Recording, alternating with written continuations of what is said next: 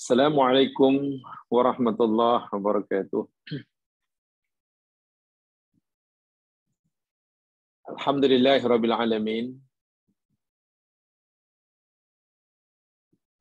Wa bihi nasta'inu ala umurid dunya waddin. Salatu wassalamu ala asyrafil anbiya wal mursalin. Nabiyina wa rasulina Muhammad wa ala alihi wa ashabihi wa atba'ihi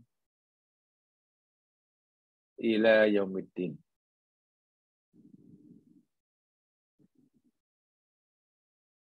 Rabbi shrah li sadri wa yassir li amri. Wahlul 'uqdatam min lisani yafqahu qawli.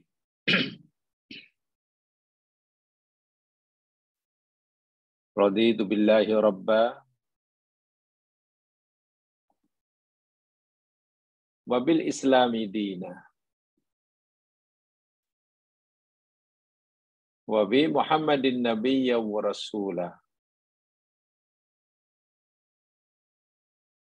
Amma ba'd.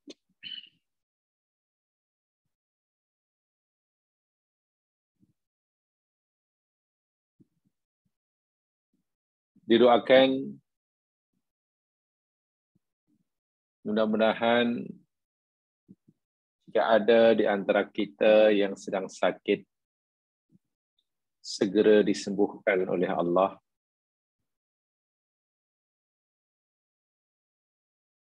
Jika ada di antara kita yang sedang mempunyai hajat, semoga segera dikabulkan dan diridai oleh Allah. Jika ada sesiapa kita yang sedang menghadapi masalah dalam kehidupan,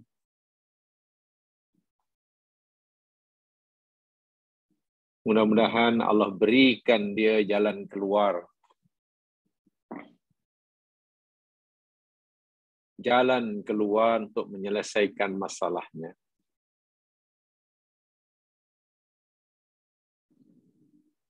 Sesiapa di antara mereka yang mungkin sedang teraniaya, ditipu, dizalimi, semoga Allah segera memberinya pembelaan. Dan jika ada di antara kita yang sedang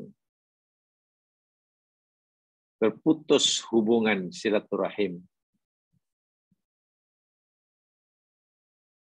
semoga Allah segera menyatukan semula hati-hati mereka,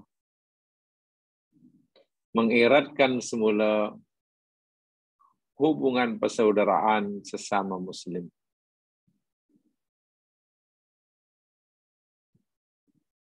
Mudah-mudahan setiap apa yang kita amalkan karenanya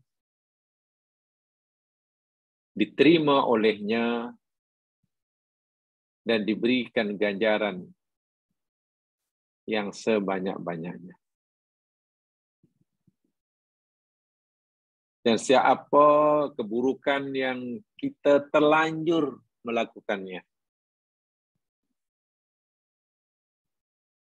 kita memohon ampun kepada Allah dan mengharapkan pengampunannya. Dan agar Allah kita membimbing ke jalan yang diridhoinya. Amin. Amin. Ya Rabbal Alamin. Jemaah sekalian, kita masih bicara tentang siapakah orang-orang yang mati syahid atau mati dalam keadaan husnul khotimah.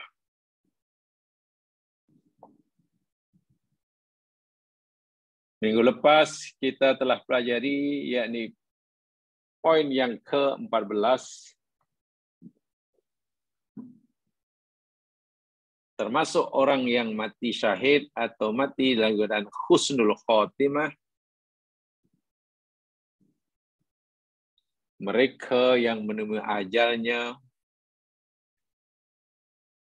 kerana membela, mempertahankan hartanya. Mudah-mudahan difahami penjelasannya. Jika seseorang itu mati kerana membela, mempertahankan haknya terhadap kekayaan daripada dirampas oleh orang, apatah lagi jika seseorang itu mati kerana hendak membela dirinya, keluarganya, apatah lagi agamanya.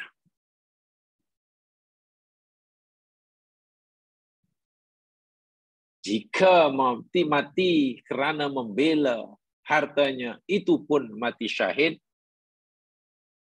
dan husnul khotimah, apatah lagi jika seorang mati karena membela dirinya, keluarganya, apatah lagi agamanya.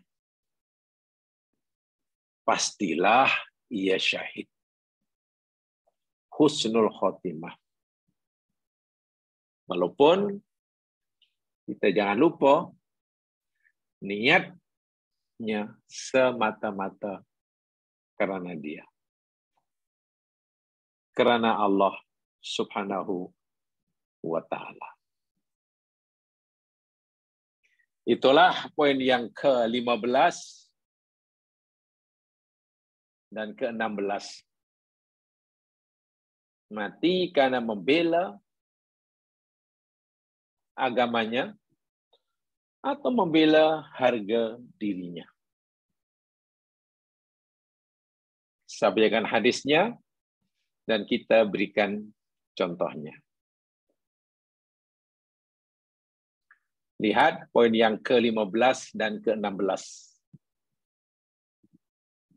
Termasuk mati syahid atau mati dalam keadaan husnul khotimah, mereka yang mati kerana mempertahankan agama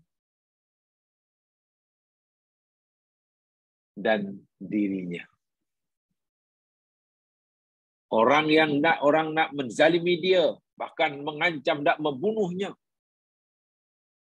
Lalu dia melawan. Karena kalah, ia mati di tangan orang yang membunuhnya. Melawan itu karena hendak mempertahankan keselamatan nyawanya. Matinya syahid. Orang membunuhnya. Dan dia melawannya. Lebih rela mati daripada agamanya hilang. Lebih rela, lebih suka hilang nyawanya daripada hilang keimanannya. Matinya mati syahid. Kalau poin yang pertama, yakni mati di medan perang, jelas. Pergi ke tempat musuh. Ini tidak, ini di rumah mungkin. Di tempat yang aman sebetulnya. Tak macam mana. Atau mungkin dia seorang Muslim yang minoriti di negara, majority non-Muslim, yang suka menindas orang Muslim. So Muslim minority dalam keadaan tertindas, teraniaya,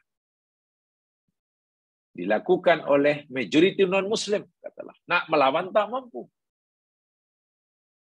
Non-Muslim pula akan terus-menerus menzaliminya, menganiaya, bahkan kalau perlu mereka akan membunuhnya selagi si Muslim ini tetap dengan Islamnya. Selagi si Muslim ini tetap dengan kehormatan dirinya sebagai orang mukmin. Ambillah contoh saudara kita Muslim di mana tuh?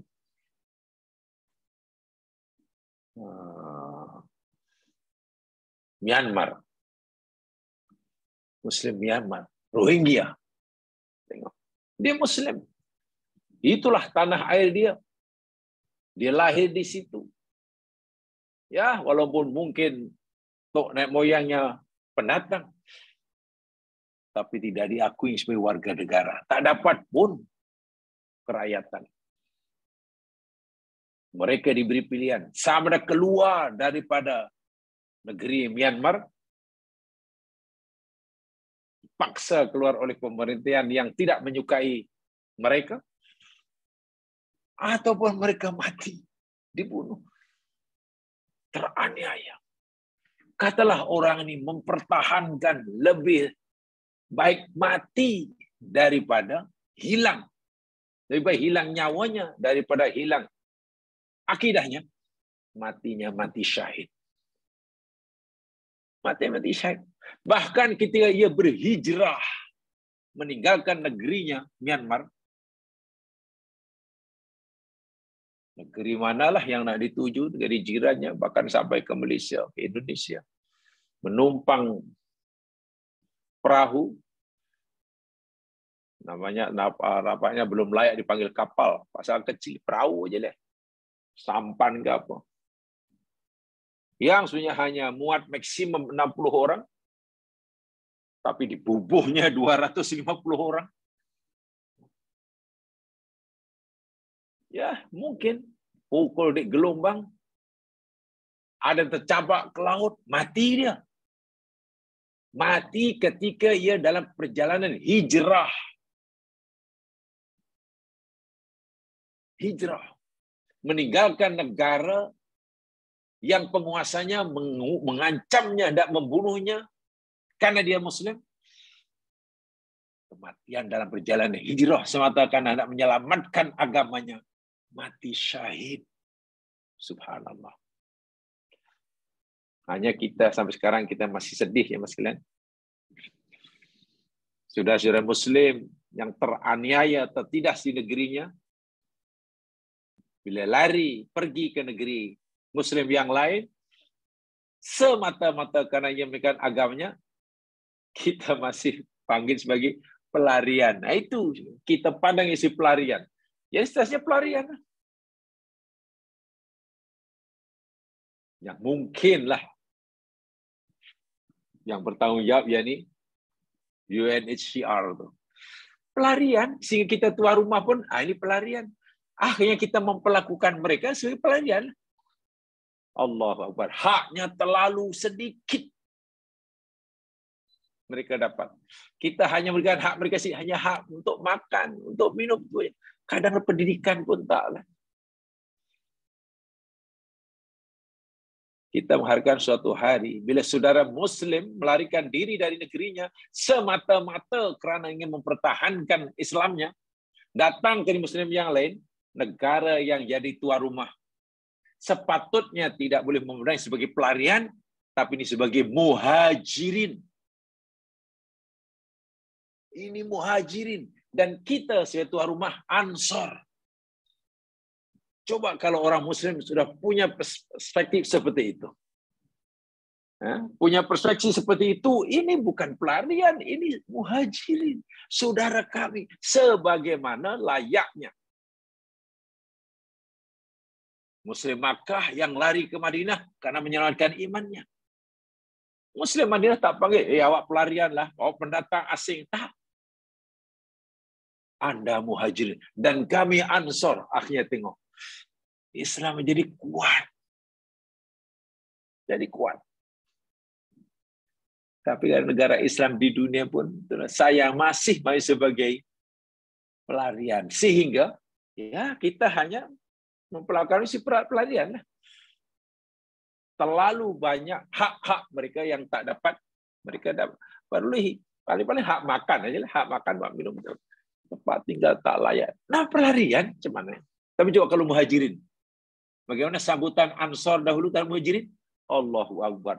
Orang Ansor yang punya lebih tempat tinggal diberikan pada muhajirin. Orang Ansor yang lebih punya kelebihan modal diberikan pada muhajirin, dipersaudarakan. Subhanallah, Islam menjadi kuat. Karena mereka ini pelarian agama. Salahnya melarikan karena Islamnya, ya, karena agamanya ya. Ya, dunia Islam pun berupanya belum. Setakat yang saya tahu hanya kerajaan Turki ya. Negara Turki yang menerima pelarian daripada Syria, yang Syria lari dan dianggap ini bukan pelarian. Ini adalah muhajirin. Sehingga di Turki dia diraikan sebagai layaknya saudara muslim. Sebab apa?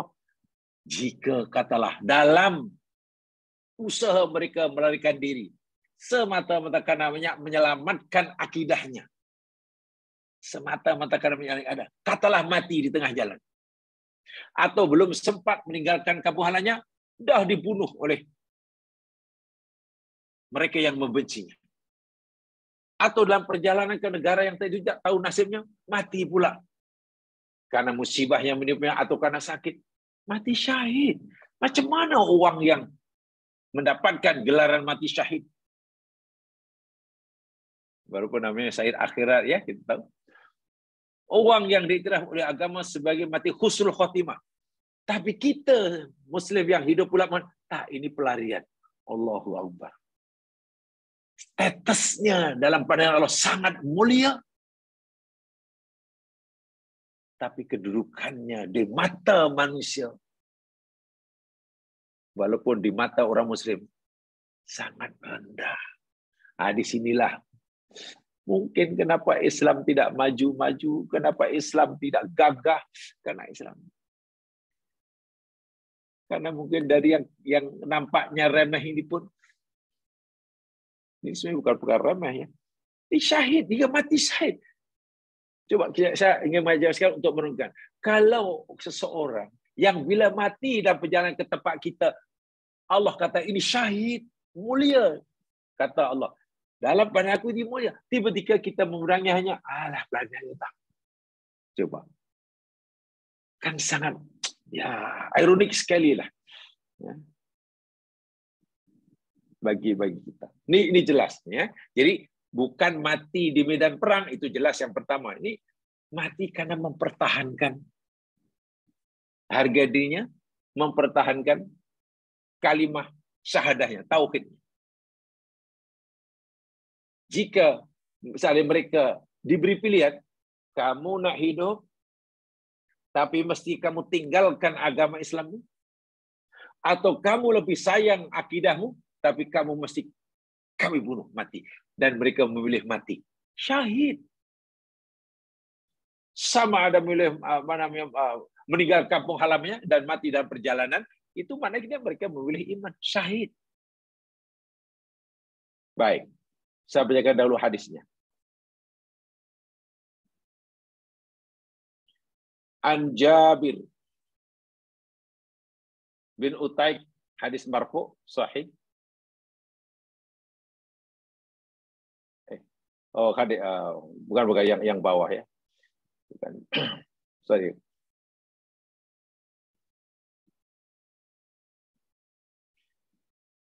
Man kutila duna malihi fahuwa syahidun. Sesiapa sahaja yang terbunuh kerana membela hartanya, maka dia syahid. Wa man kutila duna ahlihi fahuwa syahid.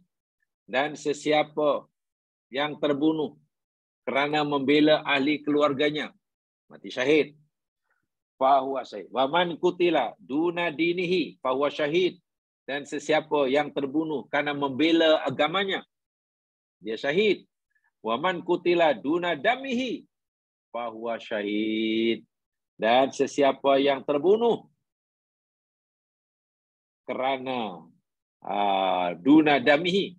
Ya, karena teralir darahnya. Terluka. Ya, dibunuhlah maksudnya. Bahwa syahidun. Bahwa syahidun.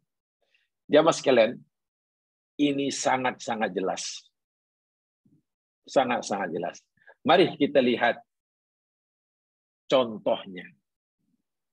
Karena mungkin selepasnya itu ada persamaannya, di saya teruskan contoh. Mari kita lihat Al-Quran. Coba lihat Al-Qurannya, buka Al-Quran. Surah Toha. Surah Toha. Bermula daripada ayat 71. Surah Toha. Paling tidak, bermula ayat 71. Lihat.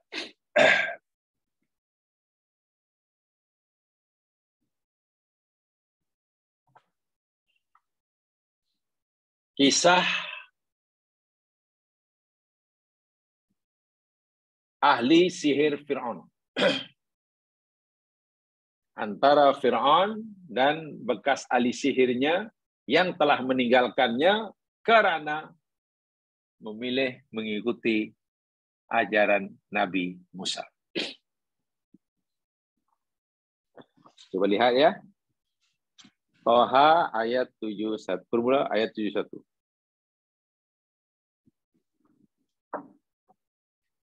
Background ceritanya kita sudah tahu. Ayat sebelumnya itu Fir'aun ingin mempermalukan Musa di hadapan kaumnya.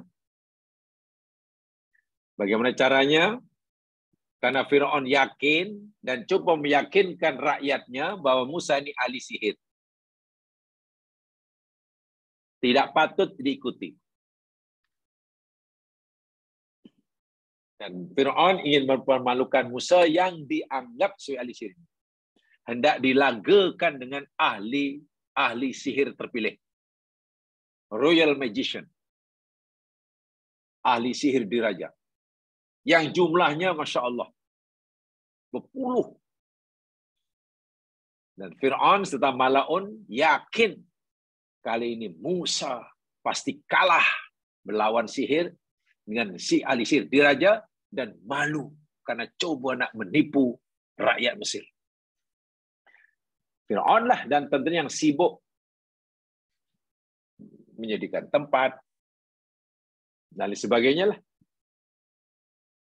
Maka tiba masa yang telah disepakati, tempat disepakati, masa disepakati, berlawanlah.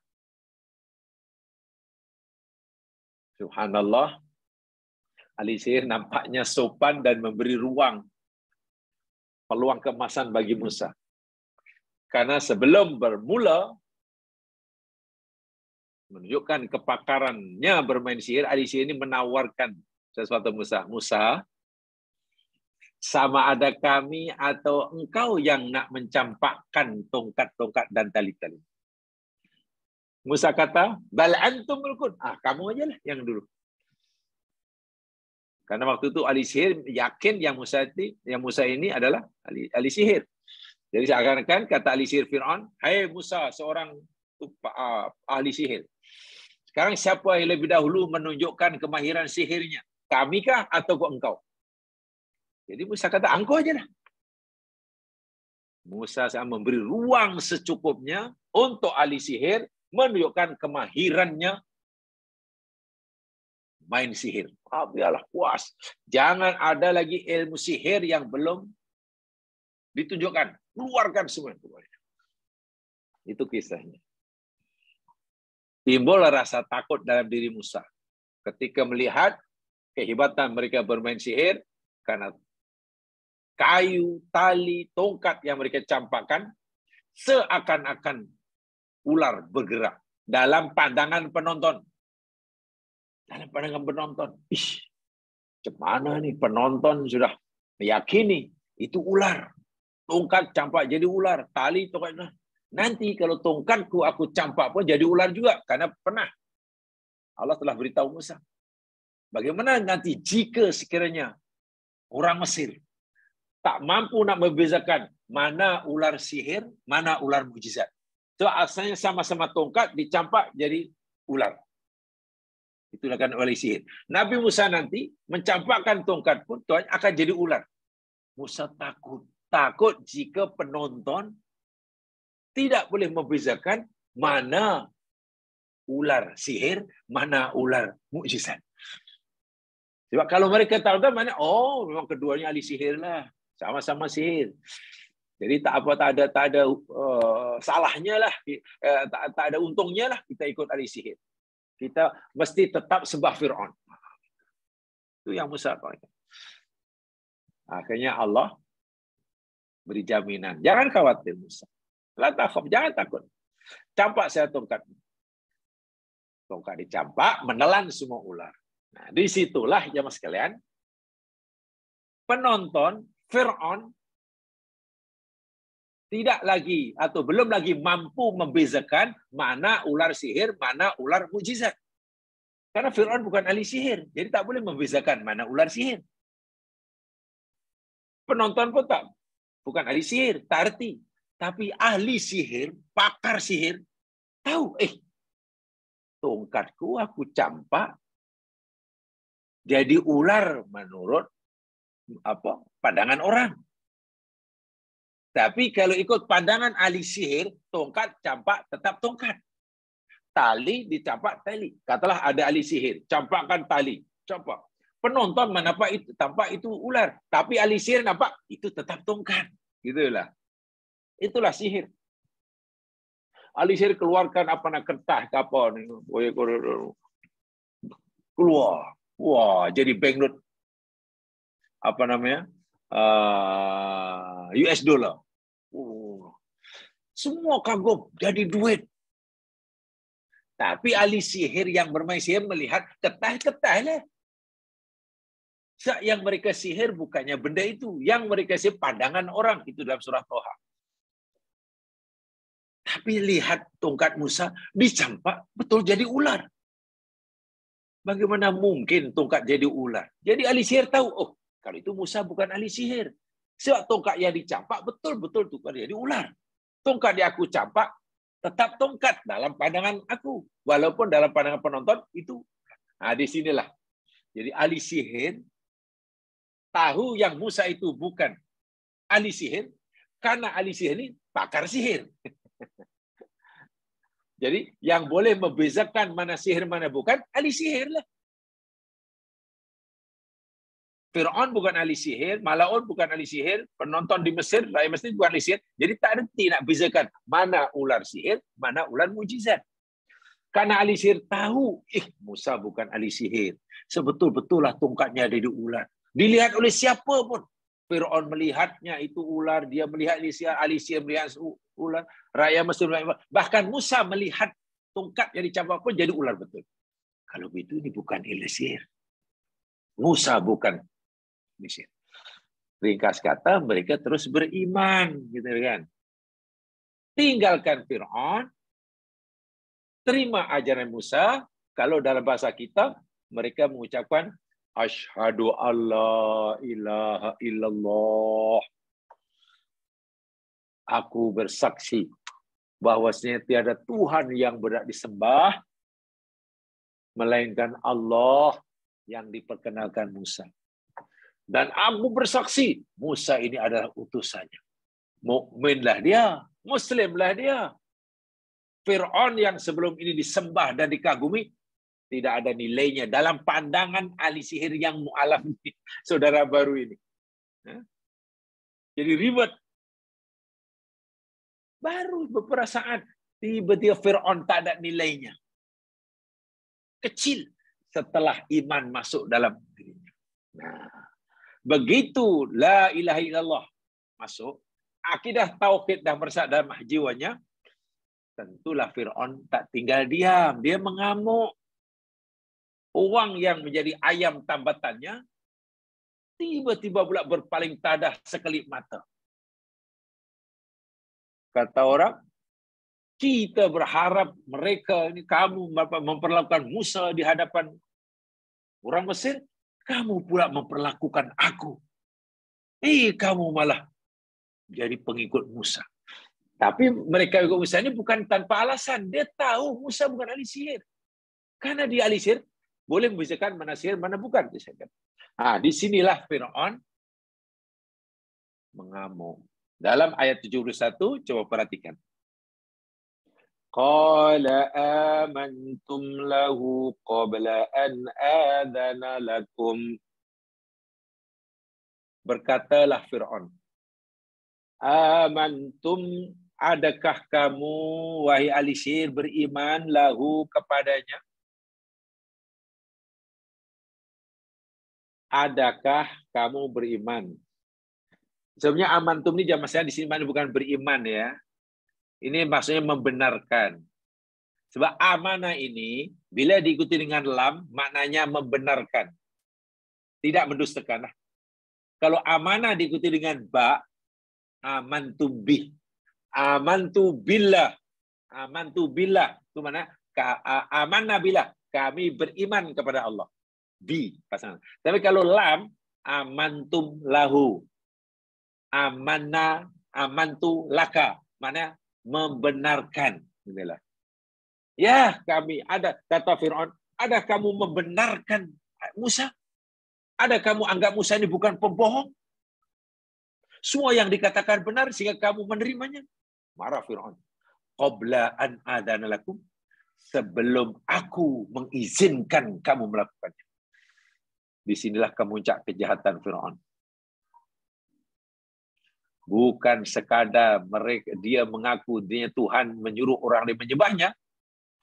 Tak siapa diberi kebebasan untuk memeluk agama, mempunyai keyakinan atas pilihan sendiri. Hatta keyakinan bangsa Mesir, orang Mesir pun mesti ikut arahan Fir'aun. Kamu mesti percaya aku Tuhan. Kamu tidak boleh percaya selain itu. Ahli sihir percaya, membenarkan Musa. Itu Fir'aun kata, adakah kamu mempercayai, meyakini, membenarkan Musa sebelum aku izinkan? Wah, nak beriman pun kena dapat permit. Kena dapat kelulusan daripada Fir'aun. Jadi Fir'aun bukan hanya mengatur hal ihwal kehidupan dalam sehari-hari, hatta hal ihwal kepercayaan pun Fir'aun tidak mengaturnya. Itu kejahatan Fir'aun.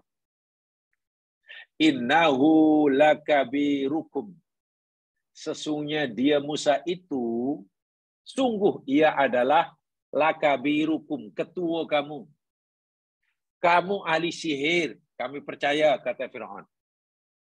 Musa itu pun ahli sihir, kita percaya. Hanya saja sihir yang dikuasai oleh Musa itu lebih tinggi pada kamu, yaitu sifu kamu. Walaupun dia sifu kamu, dia sihir juga. Bagaimana mungkin ahli sihir patuh sujud ikut kepada ahli sihir yang lain? Di mana harga dirimu? Kenapa kamu rela mengabdikan dirimu kepada ahli sihir? Kan kamu juga ahli sihir. Itu kata Fir'aun. Hanya Musa ini kabirukum. Ketua ahli sihir. Sifulah. Alladhi 'allakamus sihra. Yang telah mengajar kamu sihir. Kemarahan Fir'aun memuncak sehingga dia mengeluarkan ultimatum. Memberikan ultimatum kepada mereka. Fala uqatti'anna aydiyakum. Sungguh pasti aku akan potong-potong kerat-kerat tangan-tangan kamu, wa arjulakum, dan kaki-kaki kamu, kami kerat min khilafin, dengan bersilang. Bukan sekali kerat, tapi banyak kali kerat. Qat'a, itu ada tasdid. Itu bermakna banyak. Aku akan potong-potong kerat-kerat kaki dan tangan dengan bersilang. Maknanya kalau jari tangan kanan dipotong sikit, jari kaki kiri juga dipotong. Silang. Kalau tapak tangan kiri dikerat, maka telapak kaki kanan juga dikerat. Begitu sikit jadi menyakitkan sungguh. Bukan sekali potong tangan dan kakinya. Kerat sikit. Wa'iyadzubillah.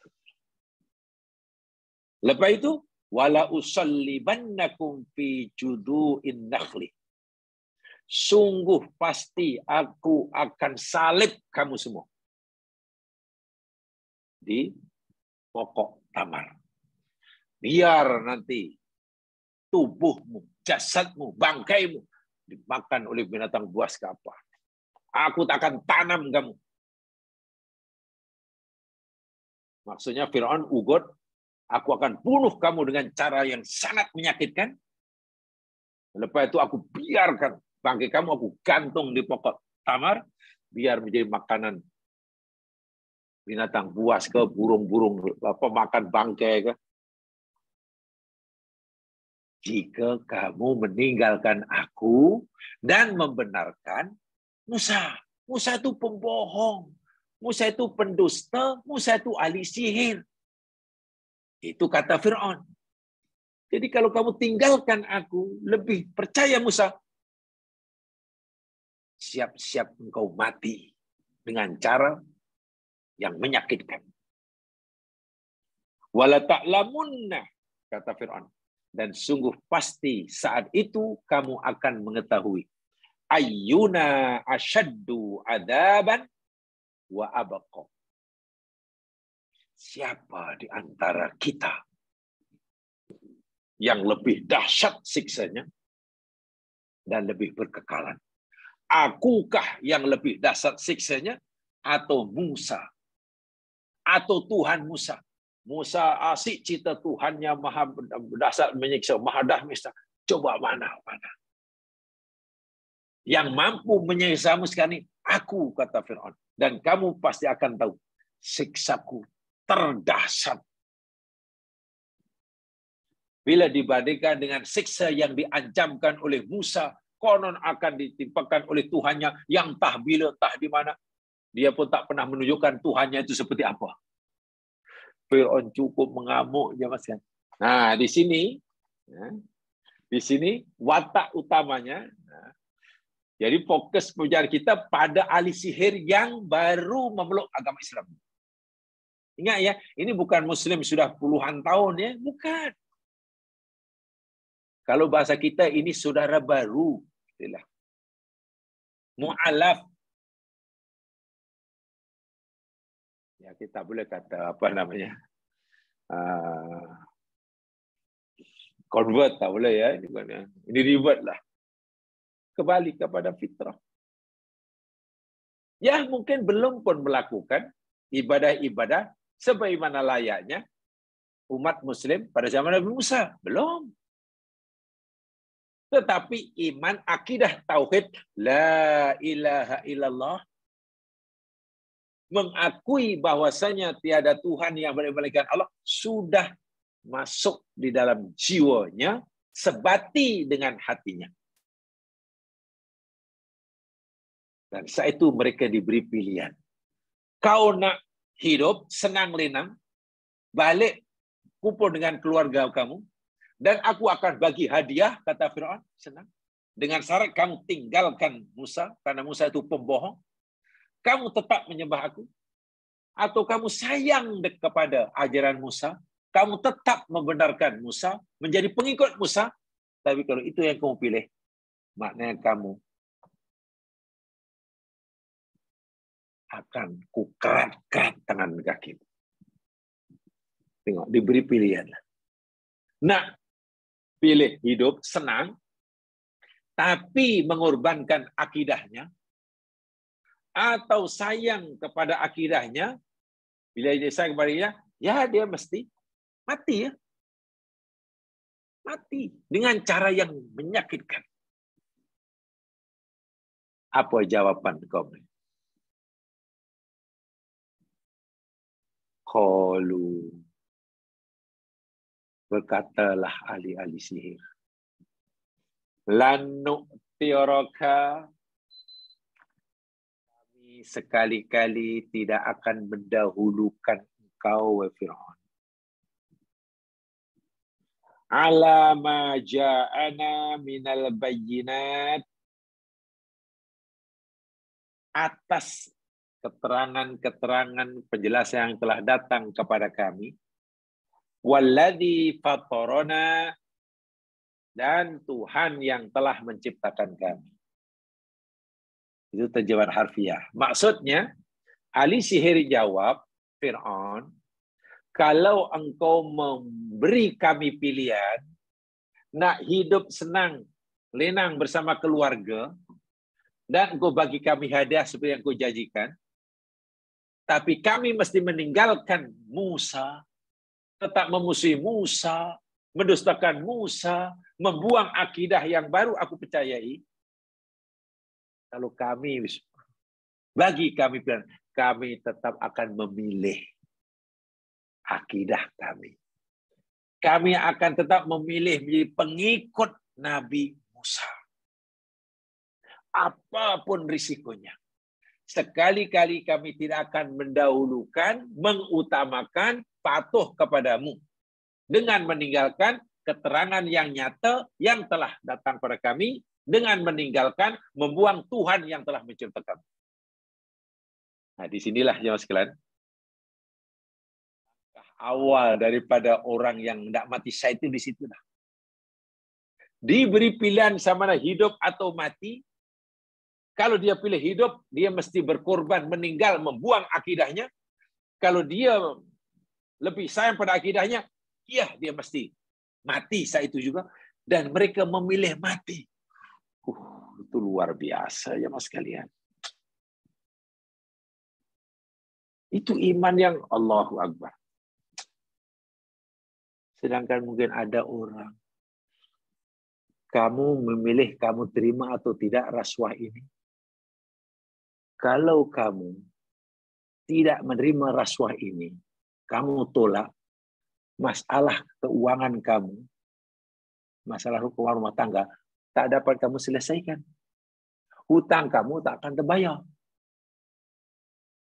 Kamu sedang mengalami krisis keuangan rumah tangga. Ini ada peluang untuk kamu dapat rasuah. Nah pilih, kamu memilih tetap mengalami krisis keuangan di rumah tangga, bila kamu menolak rasuah ini, atau kamu memilih untuk menerima rasuah dan masalah rumah tangga selesai. Mungkin orang diuji begitu pun, oh saya tak apalah, saya tak nak mengalami masalah keuangan rumah tangga, aku terima aja lah. Tengok. Tak tahan menghadapi krisis keuangan, sanggup membuang akidah. Akidah tauhidnya kan melarang ia rasuah, itulah maksudnya. Orang ini bila sudah baca, sudah mengucap iyyaka na'bud, iyyaka nasta'in, maknanya dia hanya patuh kepada Allah. Semua hidupnya hanya lillah, lillah, lillah. Apapun risikonya. Contohnya ini, risikonya yakni mati dibunuh dengan cara yang menyakitkan. Tapi dia tetap berpegang pada akidahnya. Ini risikonya apa? Hanya tak mampu bayar hutang Allah. Hanya ingin naik jabatan satu tingkatan aja. Ibaratnya daripada kerani menjadi ketua kerani. Coba, sanggup rasuah. Di mana ia akan na'bud? Mari kita renungkan. Apa kata orang yang sedang menjual agamanya?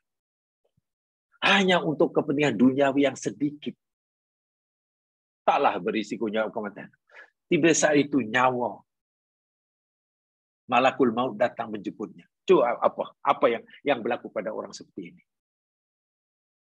Dia sedang menjual agamanya dengan harga yang murah. Buktinya apa? Sanggup melakukan apa yang Allah larang. Semata-mata karena ingin kesenangan tadi. Kan orang rasuah itu karena ingin kaya. Atau karena tak mau susah. Tak mau susah, jadi rasuah ada. Supaya senang. Atau ingin lebih senang. Walhal, harga yang perlu dia bayar sangat mahal. Harga yang perlu dia bayar menerima rasuah tadi sangat mahal. Apa dia? Akidah, agama. Itu yang perlu dikorbankan. Yang perlu bukan akidahnya. Bebaloi ke?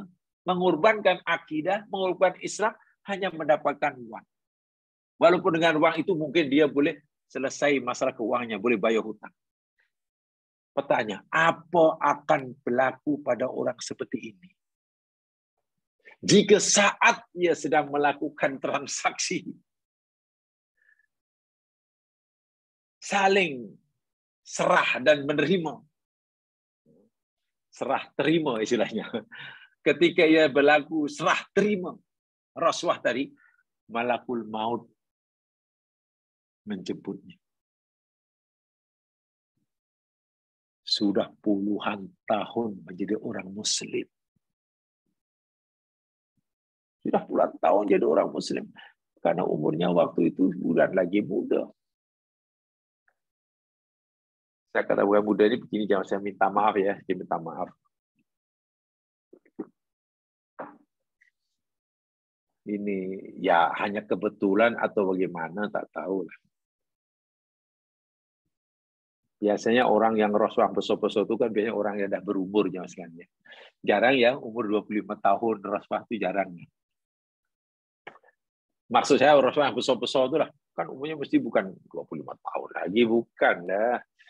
Umur 17 tahun mana ada. Udah tertangkap rasuah sekian juta ringgit. Umurnya baru 17 tahun ketika habis SPM. Mana? Jarang lah, tak ada lah. Tak ada. Kalau dalam bahasa lawaknya, umur 17 tahun maknanya malakul maut masih jauh lah. Masih jauh. Tapi kalau dia rasuah sekian duit, orang itu boleh itu. Orang susah tak ada, bukan orang susah, orang senang. Sikit ke gajinya tak ada, gajinya banyak. Umurnya berapa? Umurnya 17 terbalik. Umurnya 27 terbalik. 71, 72, 75 kadang-kadang. Coba. Lalu itu jadi rasuah. Dalam bahasa lawaknya, bila ada 75, 72 itu maknanya malakul maut sudah dekat dengan dia. Hampir sungguh. Cobalah di mana pertimbangan agamanya.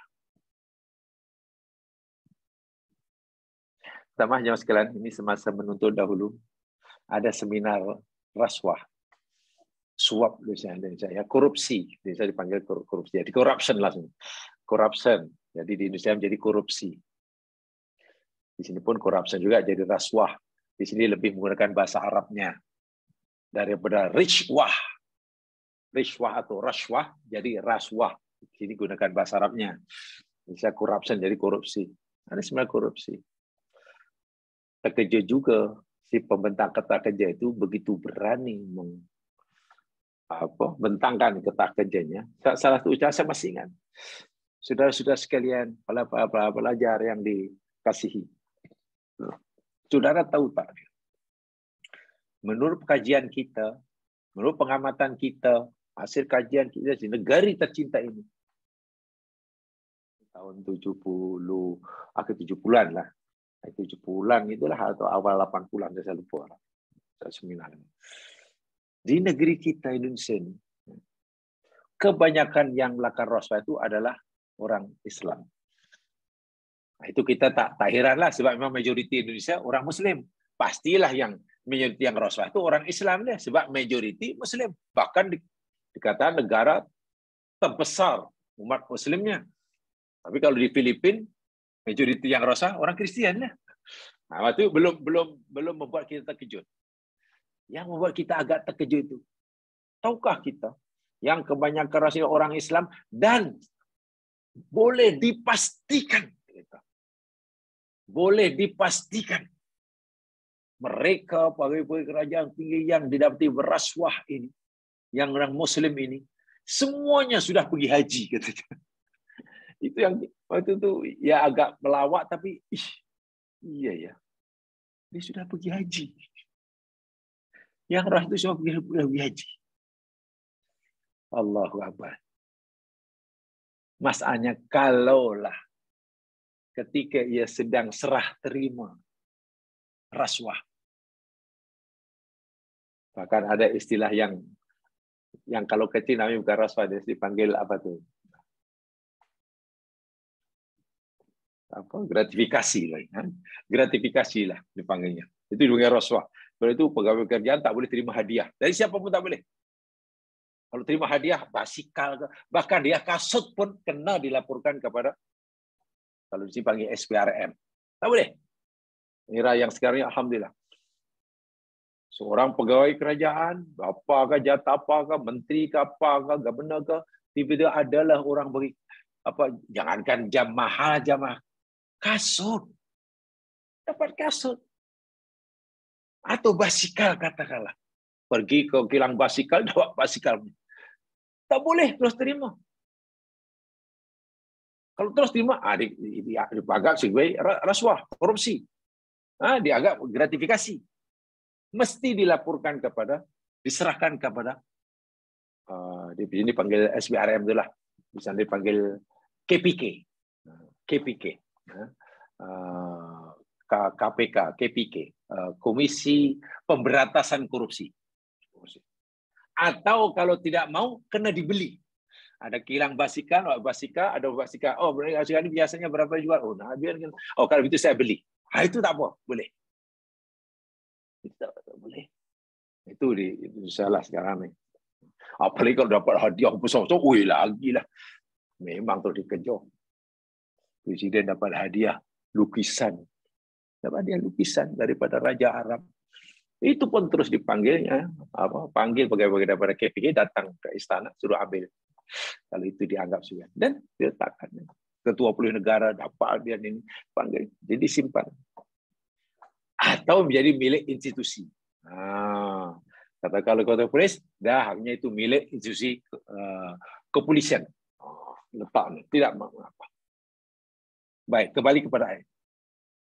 Orang ini diberi pilihan mati ataupun sayang pada akidahnya. Dia lebih rela syahadah. Maknanya, ia nanti bila dihukum pancung atau kerat oleh Fir'aun, mati kerana membela Islam. Inilah mati syahid. Inilah husnul khotimah. Lihat apa kata ahli sihir berikutnya. Faqdi ma antaqad. Faqdi ma antaqad. Fir'aun, faqdi. Putuskan olehmu. Laksanakan oleh kamu. Ma antaqad. Apa-apa yang engkau hendak putuskan. Bila engkau hendak putuskan, telah putuskan hendak mengerat, membunuh kami, sila. Lakukan sahaja. Innama taqdi hadihil hayatad dunya. Hanya saja engkau hanya memutuskan melakukan di dunia ini saja. Kamu mungkin hanya boleh mengerat-erat tangan dan kaki kami. Tapi kamu tidak mampu menyentuh akidah kami. Kamu mungkin boleh membinasakan tubuh badan kami. Tapi kamu tidak mampu memadamkan akidah kami. Begitulah maksudnya. Pertanyaannya, dari mana kekuatan datang? Dari mana ahli sihir ini mendapatkan kekuatan yang begitu dahsyat melawan Fir'aun yang selama ini dianggap sebagai Tuhan yang wajib dipatuhi, disembah, dipujanya? Tiba-tiba sekarang Fir'aun sudah tidak ada nilainya di depannya. Lemah. Langsung tidak melihat kekuatan Fir'aun. Fir'aun lemah, tidak ada artinya. Tawaran, hadiah yang dijanjikan oleh Fir'aun langsung tidak lagi terbayang dalam pikirannya. Dari mana dia dapat kekuatan begitu dahsyat sehingga sanggup berdiri tegak tanpa rasa gentar sedikit pun? Kekuatan itu datang daripada dia. La ilaha illallah itu. Rela mati. Kan matinya bukan berperang di jalan Allah. Ini yang dimaksudkan mati karena membela agama. Mati karena membela harta, itu wanita kita pelajari. Mati karena membela harga diri. Betul. Kekuatan itu datangnya karena iman sudah masuk. Tapi ramai juga orang yang beriman. Orang yang dah baca syahadah. Tapi kenapa? Dia tidak punya kekuatan yang sekuat batu seperti itu. Sekeras batu karang seperti itu. Berbeza dengan ahli sihir. Ahli sihir punya kekuatan yang sangat kuat di zaman sekarang. Rupa-rupanya inilah pemahamannya. Kekuatan itu datang daripada rasa takut. Ini pelik sungguh. Dia dapat kekuatan itu karena punya rasa takut yang amat sangat, sekaligus punya harapan yang amat sangat. Dalam bahasa Arabnya, dalam bahasa agama, dia punya kekuatan sehingga sanggup berdiri tegap, kukuh, tanpa ada getar sikit pun di hadapan Fir'aun yang selama disembah, karena dalam hatinya ada rasa takut yang luar biasa dan harapan yang juga luar biasa. Takut kepada apa? Harapan terhadap apa? Ayat berikutnya itu. Inna amanna bi rabbina. Sesungguhnya kami, wahai Fir'aun, kami telah beriman kepada Tuhan kami. Rob. Selama ini kami tak percaya langsung. Bahkan tak tahu langsung siapa Rob kami yang sebenarnya. Selama ini kami yakin engkaulah Rob kami, engkaulah Tuhan satu-satu yang rupanya bohong. Engkau tipu kami. Sekarang kami telah menemukan siapa Tuhan sebenar kami. Tuhan sebenar kami adalah Tuhan yang ditawarkan, dijelaskan oleh Musa ini. Dan kami yakin itulah Tuhan yang sebenar. Aman Nabi Rabbina. Tujuan kami beriman kepadanya dan rela mempertahankan keimanan ini walaupun engkau ugut dengan kematian, ugut dengan bunuh, kami bersedia karena tujuannya liyaghfira lana khotoyana. Tujuannya agar dia Tuhan kami dapat memberikan pengampunan bagi dosa-dosa kami. Kami takut, kami sedar, wahai Fir'aun, dosa kami terlalu besar dan banyak. Karena selama ini kami pengamal-pengamal sihir. Tak terkira banyaknya, tak terkira besarnya. Wa ma akrohtana alaihi minas sihri. Dan dosa-dosa yang kau paksakan ke atas kami. Yakni berupa melawan sihir dengan Musa. Yang akhirnya dia bukan ahli sihir. Tapi kami telah melakukan dosa yang sangat besar kerana kami tergamak melawan utusan Allah karena paksaan engkau. Dahlah kami ini pengamal dosa yang pelaku dosa yang sudah begitu lama ya di dosa sihir, tambah lagi dosa melawan musuh kekasih Allah. Kami takut akan Allah, siksa Allah jika kami tidak mendapat pengampunannya. Ini takut. Tapi kami yakin Allah akan mengampunkan. Karena dia itu Maha Pengampun. Ini nama Roja. Sebab itu, kalaulah kami bagi mendapatkan pengampunan Allah bagi dosa-dosa kami, dengan terpaksa mengorbankan tubuh badan kami rela. Tengok. Orang ini sudah nampak dengan jelas sejelas-jelasnya. Nilai pengampunan bagi dosa, nilai pengampunan Allah bagi dosa-dosa itu jauh lebih berharga, jemaah sekalian, daripada dunia dan isinya.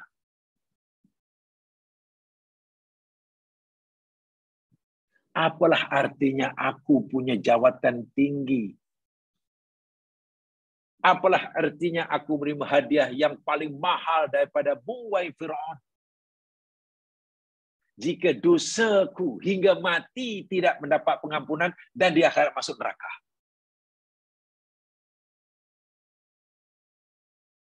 Demi Allah, aku memilih kehilangan dunia dan isinya, termasuk tubuh badanku. Aku rela kamu kerat-kerat. Tah jadi berapa? Jadi 10 kau jadi 16 ke 24. Keberilah menghadapi kematian yang mengerikan. Kalau dengan cara kematianku yang seperti itu, akidahku terselamat, dosa-dosaku yang berpuluh-puluh tahun diampun oleh Allah. Itulah orang yang tahu nilai taubat, nilai pengampunan. Dia meletakkan pengampunan itu mempunyai nilai yang sangat tinggi, sehingga ia sanggup membelinya walaupun dengan mengorbankan jiwa raganya. Kalau setakat untuk mengorbankan Allah, harta sedikit, ya pasti senanglah. Kalaulah Allah kata wahai hambaku, berpuasalah 3 hari. Niscaya aku akan ampunkan dosa kamu. Senang. Hanya dengan puasa 3 hari. Dosa diampunkan, senang. Wahai hambaku, dirikanlah sholat 5 waktu. Sebagaimana yang aku perintahkan, sesuai dengan aku yang Nabiku ajarkan. Senang. Nanti aku akan ampunkan dosamu. Tengok. Bagi mendapatkan pengampunan dosa daripada Allah, kita hanya sholat 5 waktu. Puasa Ramadan. Buat itu, buat ini. Ringan. Karena nilai pengampunan itu lebih dahsyat daripada semua. Ahli sihir. Benar-benar orang yang mata hatinya telah terbuka. Mata hatinya telah terang benderang melihat hakikat kehidupan. Bahwa pengampunan Allah itu sangat-sangatlah mahal. Bahkan termahal. Orang yang punya dosa, jemaah sekalian. Yang punya dosa. Orang mukmin yang punya dosa. Nikmat paling mahal, anugerah Allah yang paling mahal, yang perlu diperolehi oleh mukmin yang berdosa adalah pengampunannya. Dan bila mukmin tahu menilai pengampunan Allah itu sangat mahal, pasti si mukmin ini rela membelinya dengan harga sebanyak manapun. Sebanyak manapun. Contohnya inilah. Contohnya orang ini. Oke, aku beli walaupun terpaksa dicincang-cincang. Tak apa. Cincang-cincang mungkin sakitnya sejam 2. Lepas itu husnul khotimah. Allahu Akbar. Lepas itu bergelar syahid. Masya Allah. Masuk alam barzah berada di taman surga. Malaikat memanggilnya, ya ayuhat Tuhan ayat muslimah irji'i ila rabbika radiyah. Tenanglah kamu. Fa huwa fi 'ishatin radiyah. Apalah artinya rasa sakit yang dirasainya 1-2 jam karena dikerat-kerat tangannya. Selepas itu dia bahagia selama-lamanya, kekal abadi. Dengan sebab pengampunan itulah, sedangkan sebab pengampunan yang telah diperolehinya, walaupun dengan harga yang sangat mahal untuk ukuran kita, dia mendapatkan kemuliaan yang luar biasa. Disitulah datangnya kekuatan itu. Iman yang berkesan itu, yakni iman yang mendapatkan kekuatan. Dan kekuatan itu datang, ya mas sekalian, karena rasa takut yang bersangatan dan harapan yang bersangatan. Khauf dan roja. Ayat inna amanna bi rabbina liyaghfir lana khotoyana wa ma akrahtana alaihi minasihri wallahu khairu abqa, itu namanya roja. Orang ini punya harapan. Ada sesuatu yang diharapkan daripada Allah. Apa yang diharapkan? Yakni pengampunan Allah. Dan orang ini juga ada rasa takut. Sehingga jadi kuat. Rasa takut kepada apa? Ayat 74. Innahu mayyati rabbahu mujrima. Sesungguhnya siapa saja yang datang menemui Tuhannya kelak, mujriman dalam keadaan masih berdosa. Masya Allah. Sesungguhnya siapa saja yang menemui Allah, datang jumpa Allah, mana matilah, dan masih punya dosa, fa innalahu jahannam, maka sesungguhnya baginya adalah neraka jahanam. Wa a'udzubillah. Dan di dalam jahanam ini penghuni dia la yamutu fiha wa la yahya. Dia tidak mati dan dia tidak hidup. Karena sakitnya, sakit yang dialami oleh seseorang di jamaah sekalian, orang sakit yang dialami oleh seorang itu rasa akan hilang dengan salah satu dari dua itu. Pertama, mati. Bila mati rasa sakitnya dah tak ada lah. Yang kedua, sehat. Hidup. Hidup itu mana sehat? Hilang sakitnya. Tak sakit lah. Nah, orang di dalam neraka itu sangat-sangat tersiksa. Dan tersiksa itu akan hilang dengan salah satu daripada dua ini. Sama ada dia mati, sebab kalau mati dah tak tersiksa. Ataupun dia keluar daripada jahanam. Dua saja.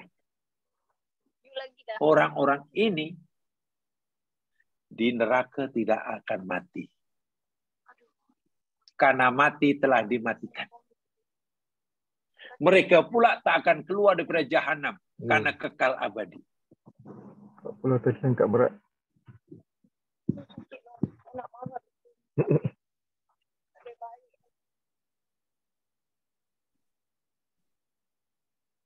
Seorang ya. Ayat terakhir ini 74 ini. Itulah Tadi bukan dia ayat. Ya datang tadi. Tapi kenapa tak tintong? Tintong lah. Ya segan. Pun I macam bersyarah. I tak nampak. Dia tadi bangun nampak. Lah, dia dah keluar dah. Ising adik. Kan.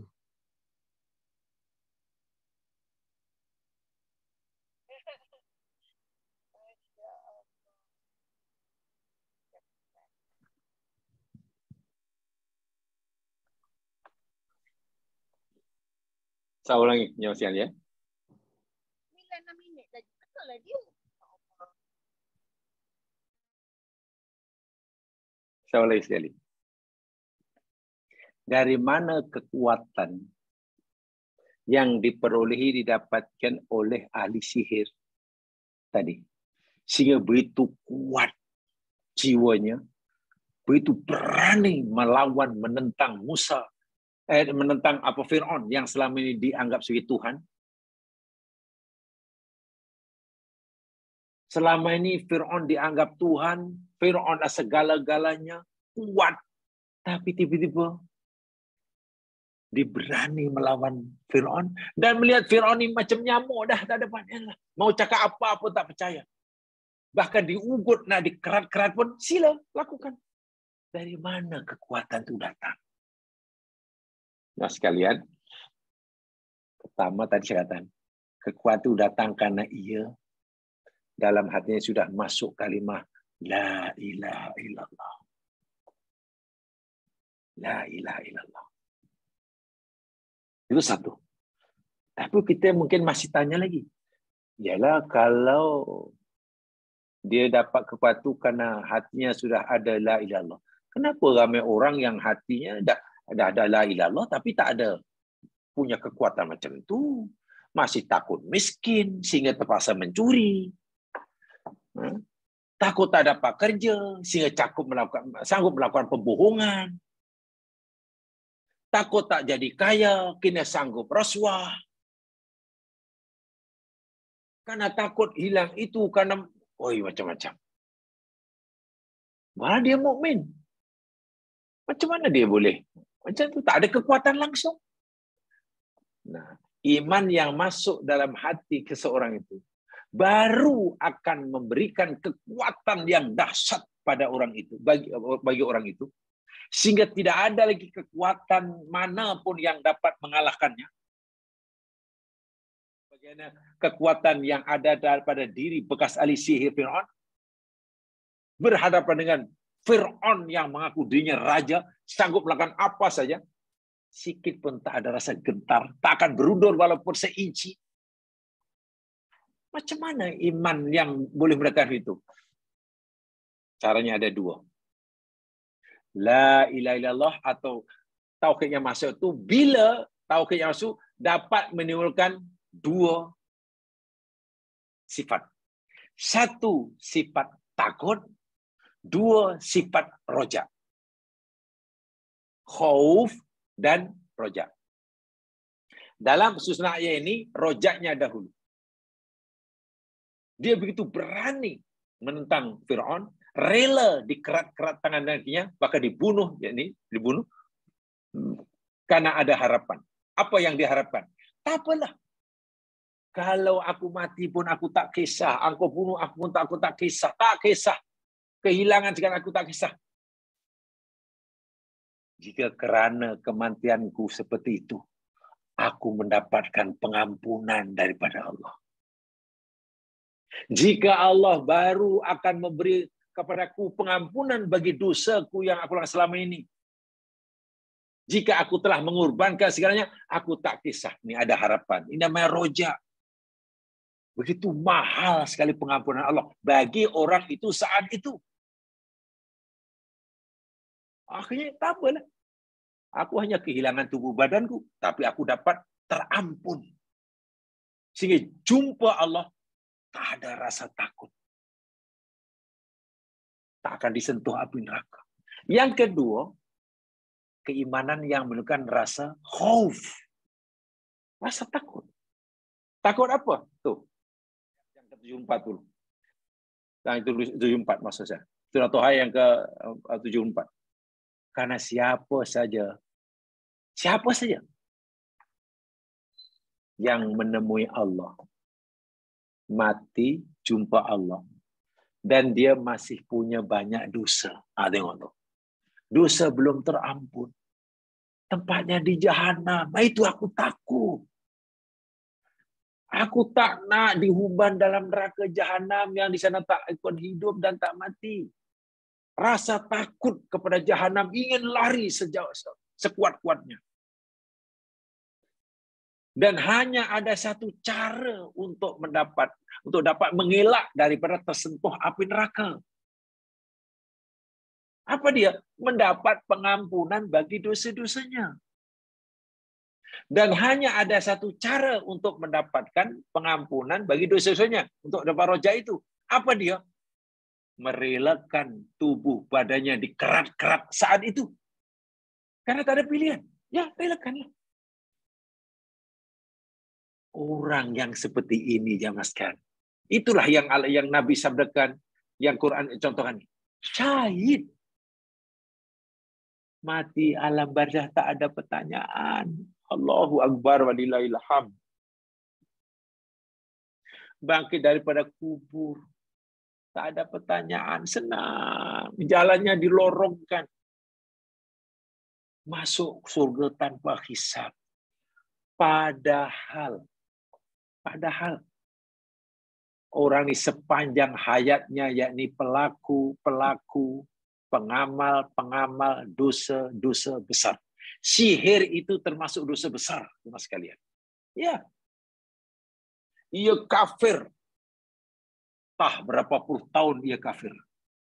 Ia pengamal sihir, tah sudah berapa puluh tahun. Yang pasti ini bukan anak muda ya. Ahli sihir yang dipilih oleh Firaun yang pasti bukan sihir amateur lah, bukan baru belajar sihir. Ini tentu sudah ya royal magician, takkan belasan tahun. Ini mana sudah di kemuncak kerjaya sihirnya. Ya oke lah, kata 60 tahun katalah. Gelaran royal magician takkan budak-budak. Mana di penghujung hayat, katalah umurnya 60 tahun atau 70 tahun. Selama 70 tahun syirik, kufur kepada Allah. Coba kalau nak dihitung, berapa banyak, berapa besar dosanya? Tak terkira. Kemudian memeluk agama tauhid, masuk agama Islam. Berapa lama? Masya Allah. Okey, kita andaikan aja lah. Waktu duha berkumpul. Karena ini pertunjukan itu waktu duha. Kemudian berlawan sihir dengan Musa. Mereka kalah. Zuhur memeluk agama tauhid, mengakui Musa ada utusan Allah. Begitu Muhammad diugut oleh Firaun. Oh, kalau tidak aku bunuh kerak-kerak. Dan mereka tetap. Katalah bukan petang itu dilaksanakan hukumannya, mungkin besoknya. Ya mungkin hanya sehari. Mungkin hanya 2 hari. Ya pasti taklah sampai bertahun-tahun jadi Muslim. Firaun bila sudah punya keputusan, ya mesti lakukan itu. Katalah 1 hari jadi orang Muslim. Sepanjang hayat kafir. Sehari jadi orang mukmin. Dan matinya karena mempertahankan imannya, ingin dosanya diampun, takut kalau tak diampun masuk neraka, sehingga rela mati dibunuh. Mati syahid. Coba di mana ruginya orang ini? Inilah orang yang paling bertuah. Sekarang kita andaikan. Jika ahli sihir katalah mati sebelum atau ketika melawan Musa dalam perjalanan ke tempat yang telah disepakati, tiba-tiba aksiden ke apa ke, mati. Belum pun berlawan dengan Musa. Mana matinya mati kafir. Kekal dalam neraka. Allahu Akbar. Maknanya, jamaah sekalian, boleh sebagai memudahkan pemahaman, jarak antara ahli sihir waktu itu dengan neraka hanya selangkah saja. Hanya selangkah saja. Karena bila mati saat itu, sebelum berjalan mati, neraka dia. Tinggal selangkah, sejengkal. Begitu melawan sihir, dan dia kalah, mengakui kerasulan Nabi Musa, memeluk agama tauhid, rela mati karena mentang tauhidnya, surga. Ya Allah, betapa dekatnya orang yang asalnya namanya tersenarai sebagai calon ahli neraka kekal. Beberapa jam sebelumnya yang lalu, namanya masih disenarai calon ahli neraka kekal. Tiba-tiba berubah beberapa jam kemudian, calon ahli surga kekal. Apa yang menyebabkan perubahan begitu dahsyat sekali? Mati karena mempertahankan tauhidnya. Mempertahankan agama. Inilah kewajiban kita. Siapapun kita yang mau jadi petani ke, orang besar ke, peniaga kecil ke, peniaga besar ke, rakyat kecil ke, rakyat besar ke, tua ke muda, miskin ke kaya, seorang Islam wajib punya semangat seperti ini. Wajib. Karena setiap orang Islam pasti mengharapkan seluruh dosanya diampun dan mengharapkan mendapatkan surga Allah. Inilah kajian sedekah.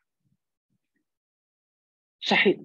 Hanya tentulah tingkat kesahidannya jamaah sekalian ya berbeda kan dengan yang nomor 1 itu. Tapi tinggi ini. Syahid sama dari segi ganjaran, diberi ganjaran syahid. Walaupun kita dah pelajari tingkatan dia berbeza-beza. Itu tidak mengapa. Tapi yang pasti mulia, siapa orang itu? Wah, orang ini sangat hina sebelum menerima tauhid. Sebelum mengakui keesaan Allah, orang ini hina. Tidak ada nilai sama sekali dalam pandangan Allah. Tapi rela dimati, dibunuh. Bukan hanya dimaki-maki oleh pengikut setia Fir'aun. Bukan hanya dimaki-maki oleh rakyat Fir'aun seluruh Mesir waktu itu. Bahkan ia rela mati dengan sangat menyakitkan. Semata-mata karena tauhidnya. Semata-mata karena rasa takutnya terhadap siksa Allah jika dosanya tak terampun. Semata-mata karena harapannya yang begitu tinggi terhadap pengampunan Allah jika ia bersungguh-sungguh mohon pengampunan kepadanya. Inilah orang yang mati syahid yang sudah pastilah itu jam sekalian. Dan dia cerdas sungguh ya, karena dapat melihat, meyakini nilai la ilaha illallah itu tidak ada tolok bandingannya. Berbanding dunia dan isinya ini tidak ada artinya dibandingkan dengan la ilaha illallah. Memanglah yang ideal orang ini punya dunia dan isinya, anugerah Allah, dan punya akidah tauhid hingga mati. Wah, itu ideal. Itu Nabi Sulaiman. Itu Nabi Sulaiman. Di dunia jadi orang kaya, jadi raja, punya istana, punya tentera, menguasai banyak bahasa. Jin pun patuh kepadanya, tak hebat macam mana. Angin pun jadi kendaraannya. Dan ia punya tauhid. Ketika meninggal, punya tauhid. Itu ideal lah. Memang yang ideal macam itu. Tapi mana ada orang yang macam Nabi Sulaiman? Nabi Sulaiman. Yang betul-betul sama tidak ada lah. Sulaiman itu satu-satunya. Tapi kalau tidak, walaupun di dunia tidak macam Nabi Sulaiman, punya macam-macam, tapi hanya Allah bagi secukupnya, boleh jumpa di surga. Maksudnya berada di surga sama dengan para nabi. Tetap di surga walaupun mungkin tak jumpa. Caranya apa? Tauhid. Pertahankan akidah. Saya itu kadang kita kagum lah. Saya kata mulai, pelarian Rohingya sanggup Allahu Akbar macam itu ceritanya. Kalau mereka betul-betul lari itu karena ingin mencelakakan Islamnya lah. Tak mau terganggu Islamnya. Moga Islam dan rela mengarungi samudra yang betul-betul nyawanya nyawa ikan lah. Kalau pokal gelombang sikit pun terbalik mati semua itu. Tapi sampai sempat tujuan pula masih dianggap sebagai pelarian. Ya maknanya harkat kemanusiaannya masih dianggap rendah. Sedihnya. Wah mereka ini ya Allah.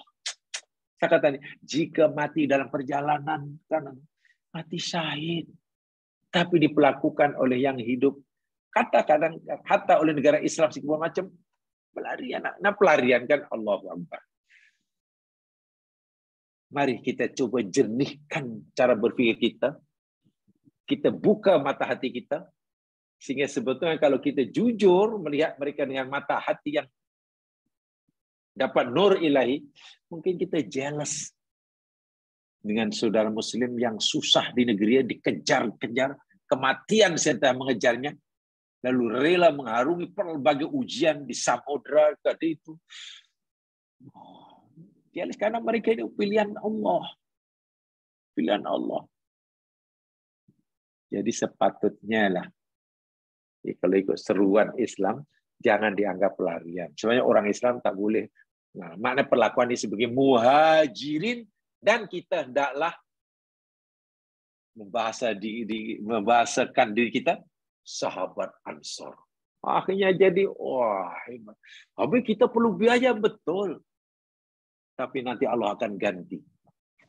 Wallahu fi aunil abdi, maka nal abdu fi auni akhihi. Allah akan sentiasa memberi pertolongan pada hambanya selagi hamba itu masih mau tolong menolong sesama mereka. Mungkin negara fikirnya, ialah kalau kami tolong mereka perlu biaya yang banyak, macam mana? Kan? Tentulah bajet kami tak ada untuk peruntukan mereka. Kalau dia kurang dia, macam mana? Itu perhitungan ekonomi kita menurut ini. Tapi kata hadis Nabi lain.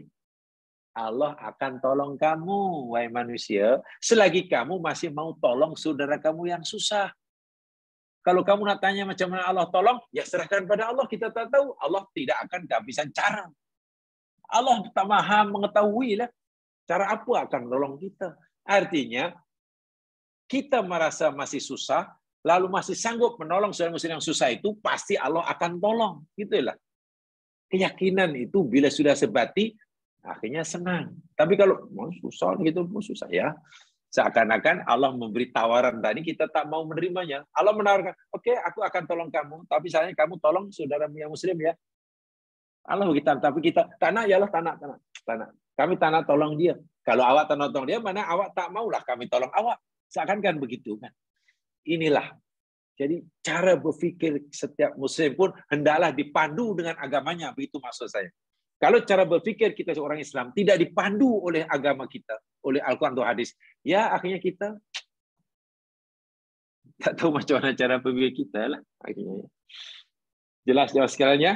Mudah-mudahan ayat ini menjadi pencerahan bagi kita, bagi tajuk ini, orang yang mati karena mempertahankan yang sebenarnya sudah yang mempertahankan agama sudah jelas, mempertahankan harta, harga diri, keluarga, termasuk mempertahankan kalimat tauhid ini, tentang musibah yang menimpa. Dan ini sebetulnya hampir sama semuanya, tapi saya contohkan ayat ini untuk mengcover semua orang-orang yang dikira mati syahid ini, yang tidak diragui akan kesyahidannya dengan syarat ya ikhlas lillahi ta'ala. Tentang niat itu Allah yang maha tahu ya, kita tidak perlu coba meneka-neka lah. Jangan-jangan tak ikhlas, jangan, tak payahlah. Ikhlas itu urusan dia dengan Allah. Kita hanya berhukum pada apa yang zahir, sedangkan Allah maha mengetahui yang batin. Ya sekalian, nampaknya itu saja yang saya sampaikan. Mudah-mudahan dapat diberkati oleh Allah Subhanahu wa taala. Ada kesempatan insyaallah kita akan teruskan kajian kita ini. Mungkin ada beberapa 1-2 perkara yang perlu kita tambahkan nanti sebelum kita mengakhiri tajuk ini insyaallah. Yang benar pada Allah jua, yang silap kelemahan sendiri itu dengan baca Tazkirah dan surah Al-Asr. Subhanakallahumma wa bihamdika asyhadu an la ilaha illa anta astaghfiruka wa atubu ilaik. A'udzu billahi minasyaitonir rajim. Wal 'ashr. Innal insana lafi khusr illa alladziina aamanu wa 'amilus shalihaat wa tawassaw bil haqq wa tawassaw bis sabr. Assalamualaikum warahmatullahi wabarakatuh.